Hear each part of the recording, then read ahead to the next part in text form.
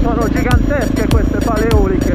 Io ci sono già stato, potete infatti vedere tra i miei video il giro che ho fatto tra i sentieri, un vero e proprio labirinto.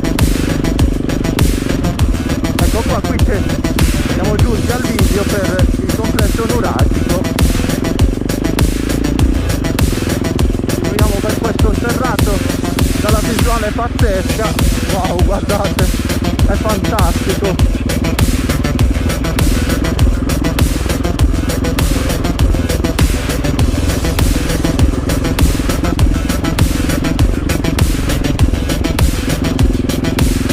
Si intravede anche il mare, c'è un po' di foschia ma si intravede.